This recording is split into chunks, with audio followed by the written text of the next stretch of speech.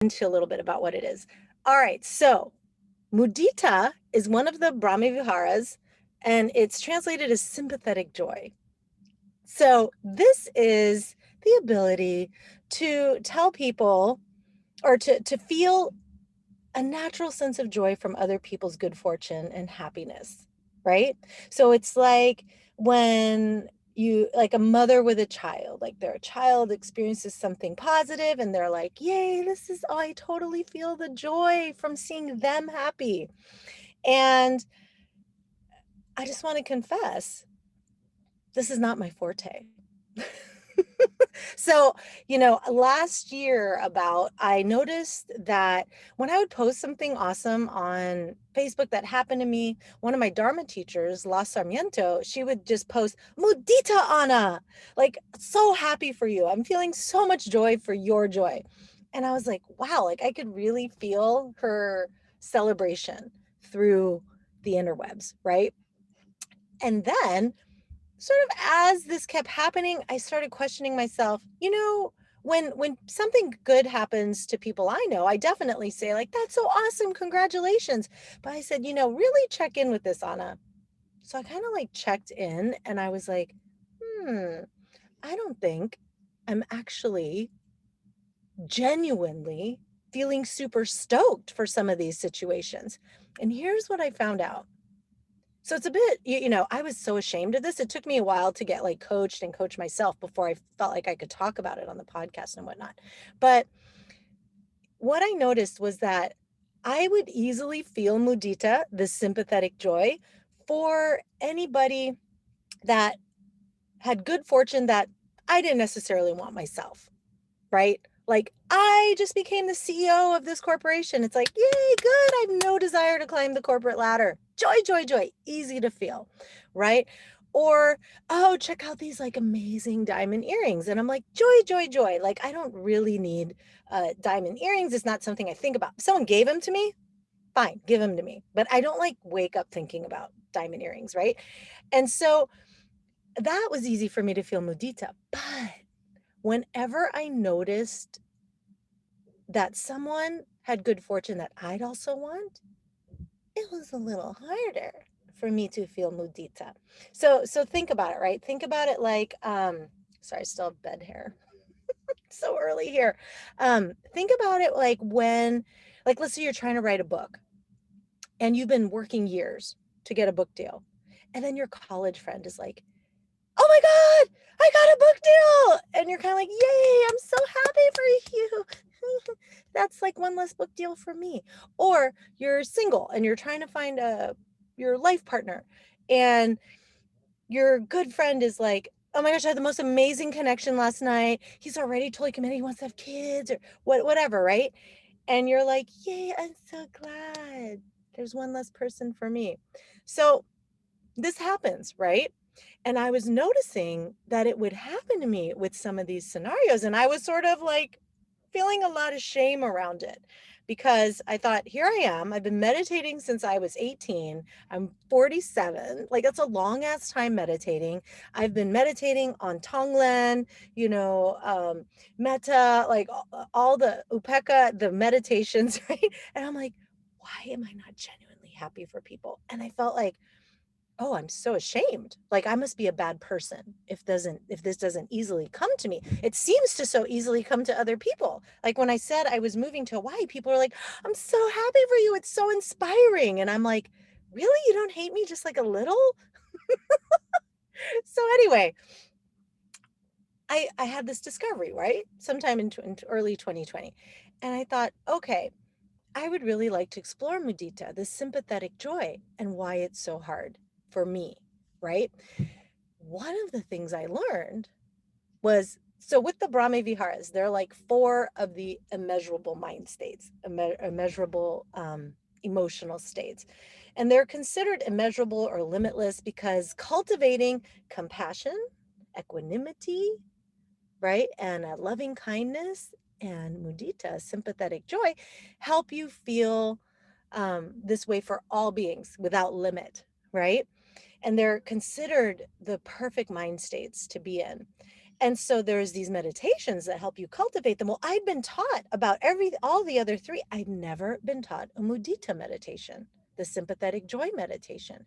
And so no wonder I was like, oh, no wonder I thought this should come naturally. Like no one ever told me that you had to like practice it. I just thought you were either born stoked for other people when good things happen or not.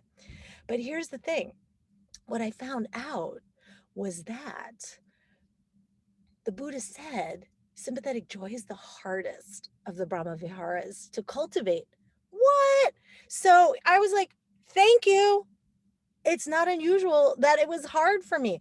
And then, in terms of the other readings I did, it was like, yeah, it's the hardest to cultivate.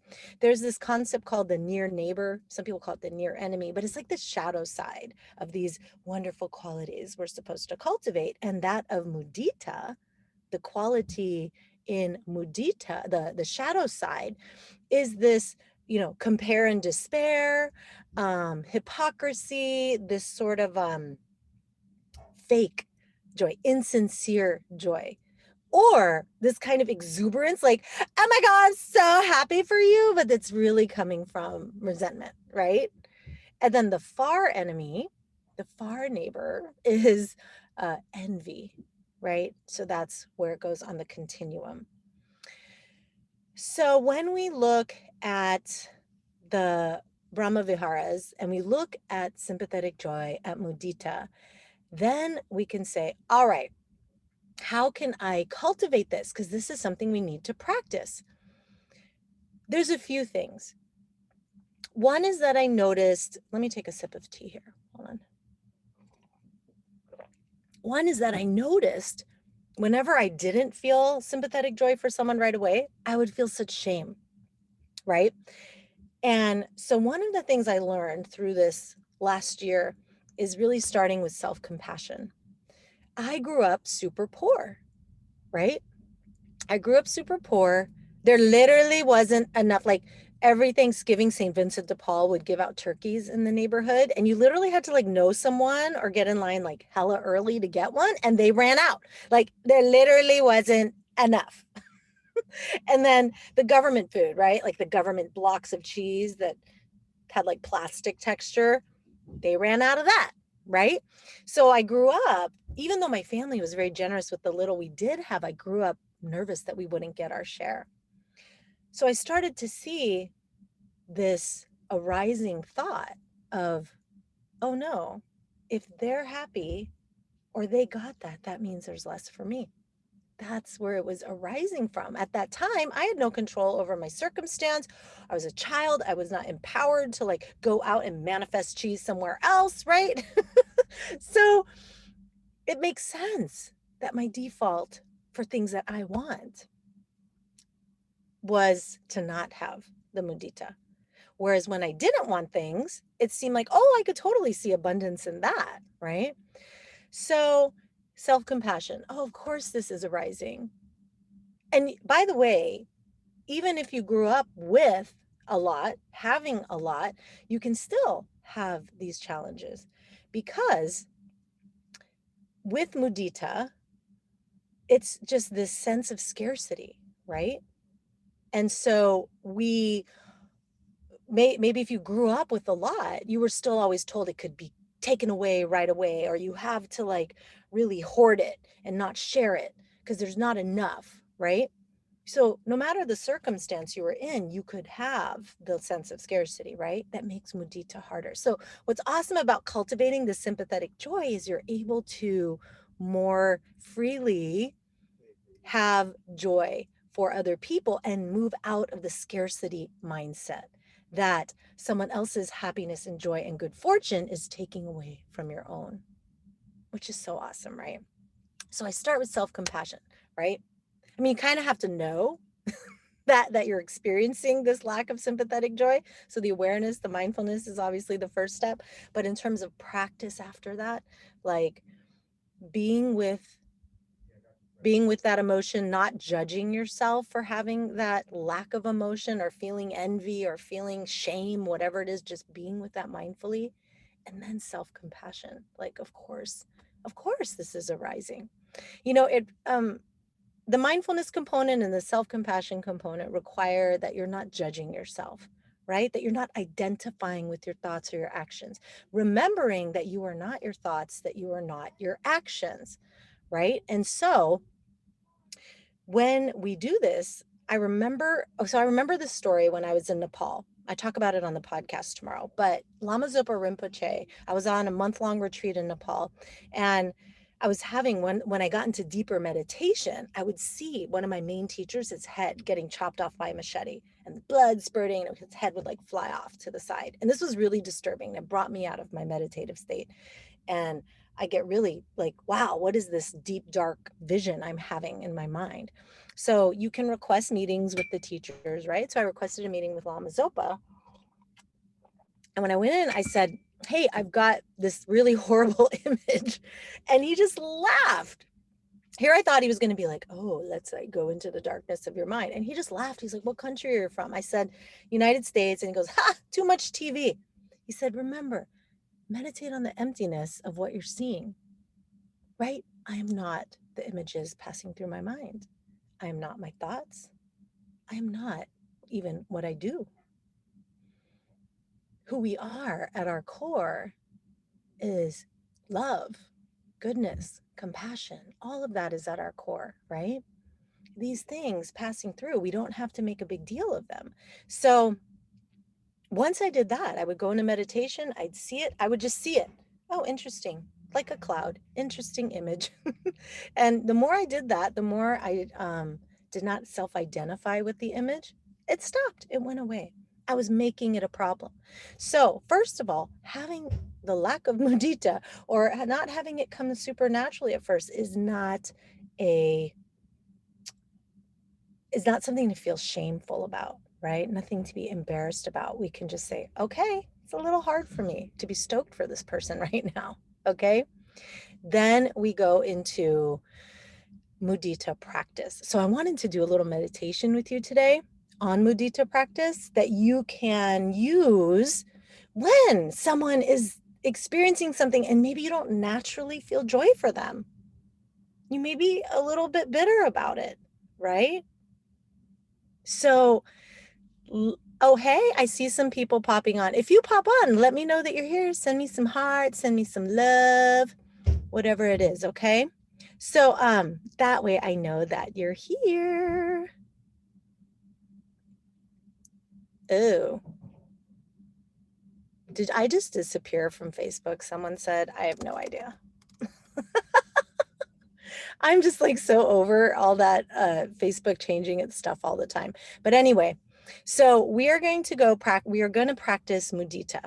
Okay. We're going to practice mudita and we're going to pick a situation. You can pick someone with whom you heard that they had some good fortune and you're having a little difficulty feeling the love for them. Okay. I'm going to pull up the meditation. Kate Johnson, who's a Dharma teacher, had a really great practice that I took this from. So let me find it and we'll pull it up. All right, we're gonna take about 10 minutes to do this, okay? So let's ground ourselves. Take some deep breaths. Don't force it, but fill your lungs. Feel your feet touching the ground. Feel your hips touching the ground. If you're sitting on the ground, you can feel them on your chair, on your couch, your sits bones.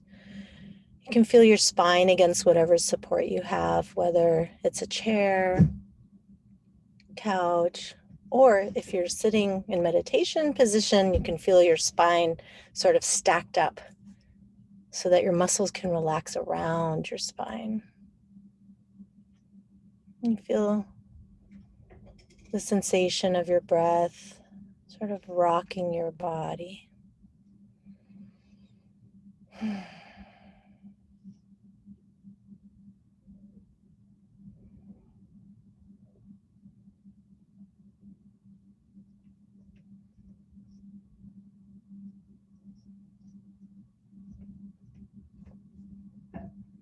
Okay.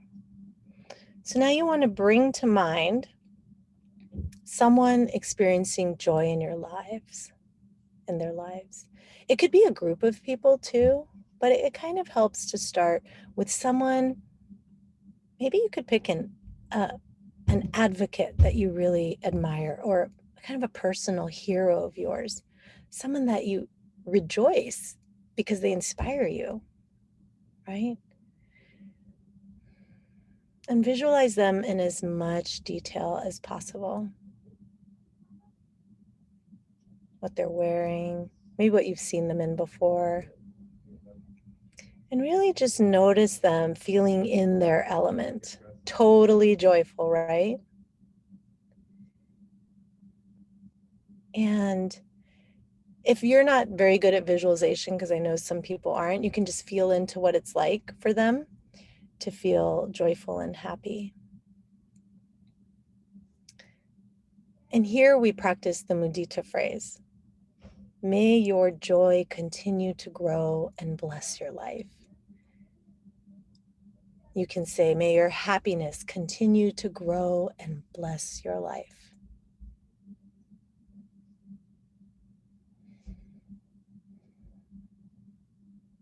And you see this glow from our heart to theirs. See them receive it and notice how their happiness grows, and noticing it in your own heart.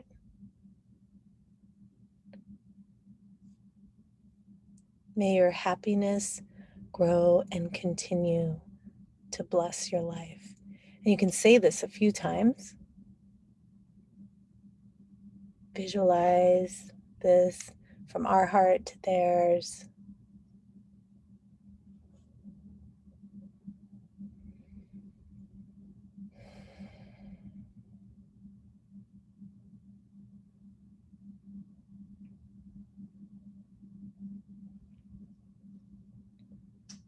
And you can say goodbye to them and allow the image to dissolve.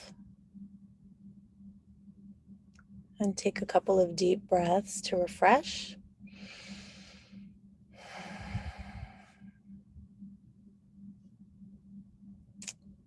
So now you can bring to mind someone who's more like a peer, a sibling, a friend, a colleague who's also doing well in their life. Maybe they're loving their work, they're feeling healthy, they're experiencing good luck. And visualize again them in as much detail as possible, seeing them in a joyful state, sending them the wish, may your joy continue to grow and bless your life.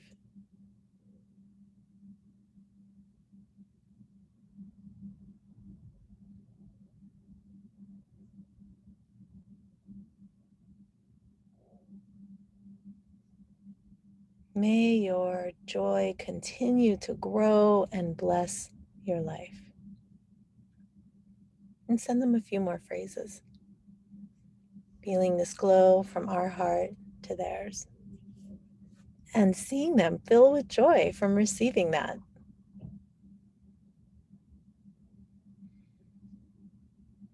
And notice what it feels like in you to send that joy, and to know that it helps other people. It feels good when other people receive our sympathetic joy.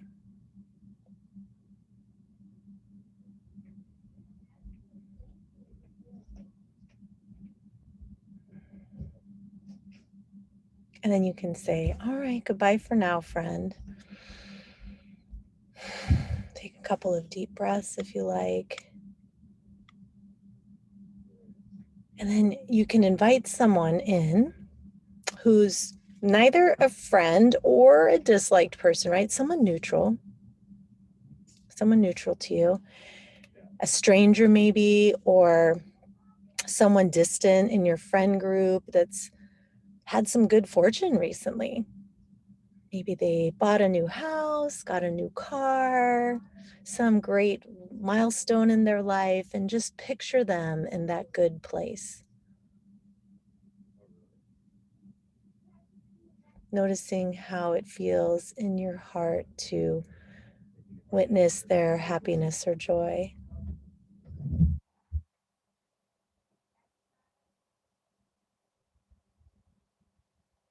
and offer them the phrase too, right? I don't know you, but I know, like all beings, you want to be happy and not suffer. So may your joy continue to grow and bless your life. And notice when the mind wanders. Sometimes it's like, even like when we don't know them, it's sometimes easier for our mind to wander from this. But you can sense the common humanity, right, of this being, right? All beings want to be happy, and you can wish that their joy continue. May your joy continue to grow and bless your life.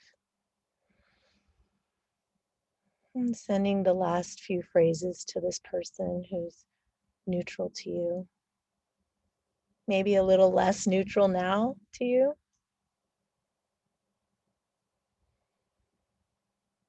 Saying goodbye to them for now and allowing their image to dissolve, taking a couple of breaths if you like.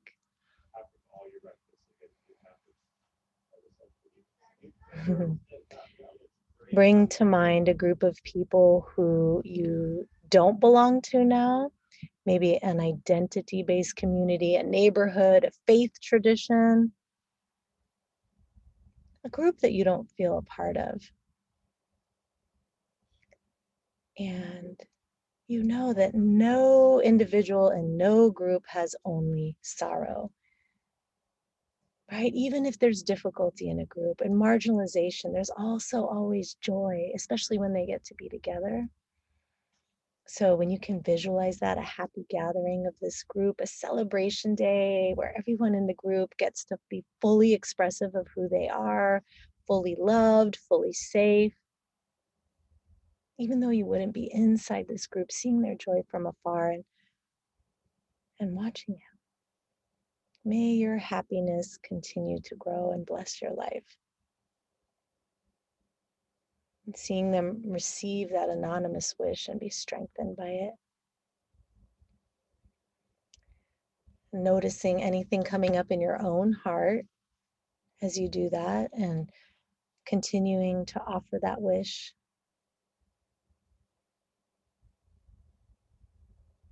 Seeing them happy, brilliant, full of life.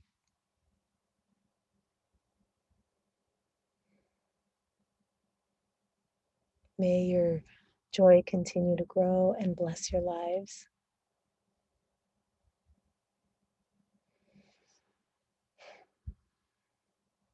And sending your last few wishes to them, whispering goodbye for now. Letting the image in your mind's eye dissolve. Taking in a couple of deep breaths. Now, the final step today is to do ourselves. Usually you start with yourself, but in our culture, sometimes it's easier to feel these things for other people than for ourselves. So if you do this practice again, I'd like you to start with yourself. But now that we've warmed up, let's picture ourselves in our mind's eye and the abundance that we have. We're alive. There's always that. What other good fortune has come your way?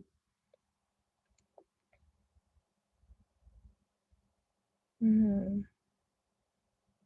May my happiness continue to grow and fill my life. May my joy continue to grow and fill my life.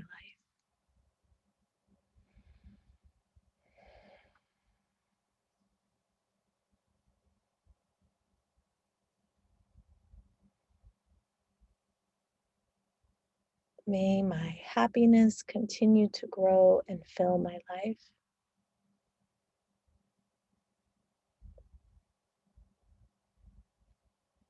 May my joy continue to grow and fill my life.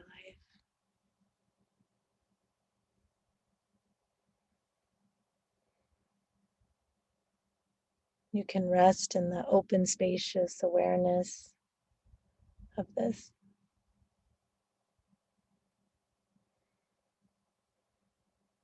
Send yourself a few more breaths.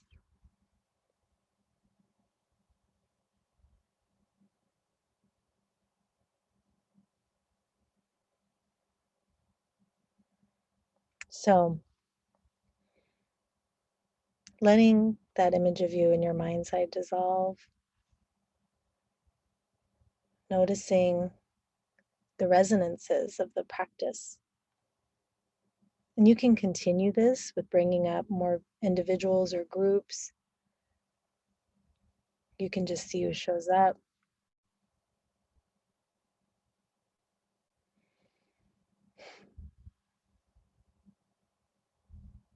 Right? So we dedicate this, we can aspire that we can feel genuine joy from other people's good fortune. We can dedicate this practice that we may naturally feel joy from other people's good fortune. So I just want to say a couple of things before we end right now. When we allow ourselves to feel joy for other people's joy, we have even more opportunities to feel happy. Can you see that? Some people might say, why would I feel joy or ask someone who's already super rich, like, wish that their wealth grows even more? Shouldn't I focus on me because I'm not wealthy? And it's like, no, because there is enough. And so when we can be happy for someone else's good fortune, we can use that as an opportunity for us to feel joy instead of scarcity. So it gives us more opportunity for joy. We can also notice that we cannot feel mudita for others if we don't notice our abundance and what we have in our lives. So when our cup is full, it is so much easier to be joyful when other people have good fortune in their lives, because we're feeling like, oh, I have enough. I'm stoked. Good for you. Let's all get stoked. Let's all create the lives that we want and make the most of this one precious life, right? So that's why I found that it is easier when I pause and make sure I recognize my abundance, right?